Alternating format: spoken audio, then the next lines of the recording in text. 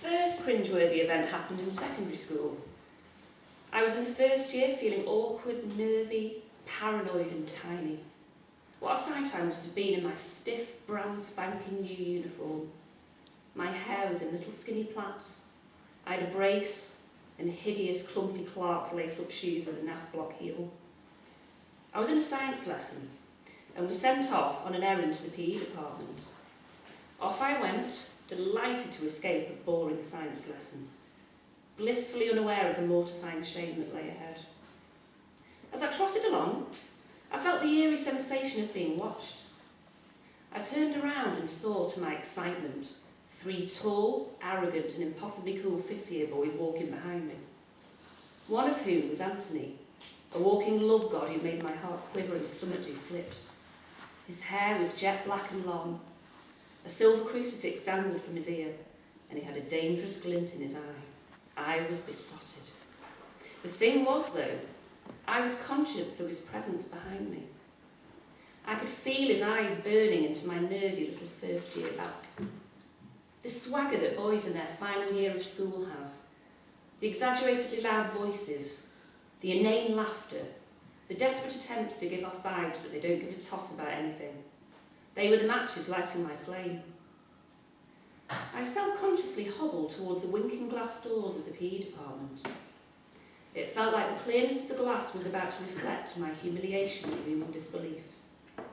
After walking, gingerly, for what felt like a lifetime, I was aware of an odd, not altogether unpleasant, loosening sensation around my waist.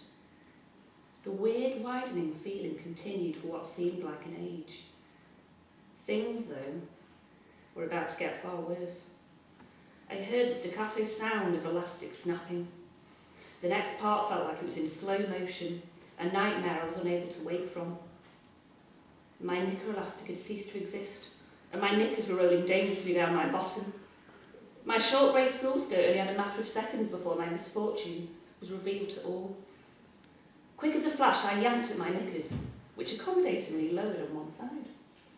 Eventually, and excruciatingly, the other side yielded too. With an almighty tug, my deflated pants plummeted down my legs. I desperately pulled at them, willing them to detach themselves in one quick swoop. Fate, it seems, had other plans for me. My knickers decided to get caught round the heel of my shoe. Damn Clarks.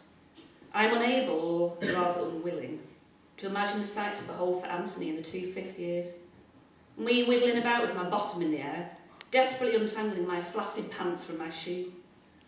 Finally, in tears, I gave up and hopped to the PE department. I locked myself in the changing rooms and cried my eyes out. I spent the remainder of that fateful day in utter misery and gym knickers. But fortunately, another mortifying event occurred the following summer on a holiday with my family. In a desperate attempt to stop my brother and me bickering, they promised to take us to the water park in Torremolinos the next day, provoking loud squawks of excitement. After about 3 hours' sleep, we burst into our parents' room in a flurry of anticipation and bounced on their bed manically. They groaned groggily and looked pleadingly at us, sorrowful at pillow imprints on their exhausted cheeks. Bravely, perhaps stupidly, they sighed and turned over, burying their faces in the covers. My brother tiptoed to the sink and remained beaming, with a face cloth soaked with icy cold water. We waited in anticipation as the frozen drops found contact with my dad's sleepy, warm head. The piercing cry that erupted from my dad's mouth made us jump. I won't repeat what he said, but if the air had changed colour at this point, it would have been a vivid blue. A very grumpy, baggy-eyed breakfast was had by all. Then finally we headed off to the water park. After hurtling down an array of twisting slides, my brother and I were high as kites. I turned and saw an enormous slide with an almost vertical drop, and the highest platform I'd ever seen. People lined up at the top were like ants. Watching them plummeting down the terrifying drop filled me with a fizzy joy. The best bit, though, the image that has remained imprinted on my memory, is what happened after the people emerged from the splash pool at the base of the slide. All participants, regardless of age and gender, sported an amusing Peter Stringfellow-esque G-string effect with their swimwear disappearing up their bottoms. An assortment of cheeks of varying shapes, colours and sizes rose glistening from the splash pool. This tickled us highly until a rather swarthy man surfaced, revealing the stuff of nightmares. A hairy bottom. I remain terrified of him to this day. Eventually, after crying with laughter for at least a full minute, we began the mammoth climb upstairs. At this point, I was far more concerned about what my buttocks would look like than how scared I'd be whizzing down the looming drop. When the moment arrived, it astounded me and I shrieked like a banshee.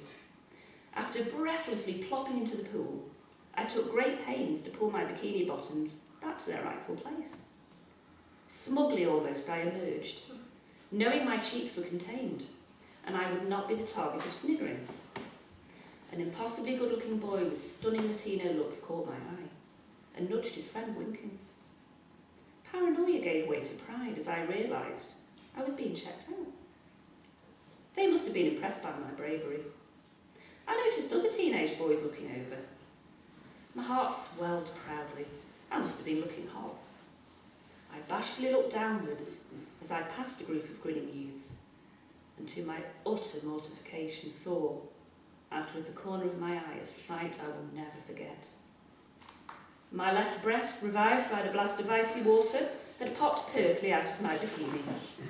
Words can't describe the disbelief and horror I felt. I had unwittingly exposed myself to a large audience of teenage boys. My skin turned the colour of steamed pork, and I willed the very ground beneath me to swallow me whole. My passion for water parks has since diminished.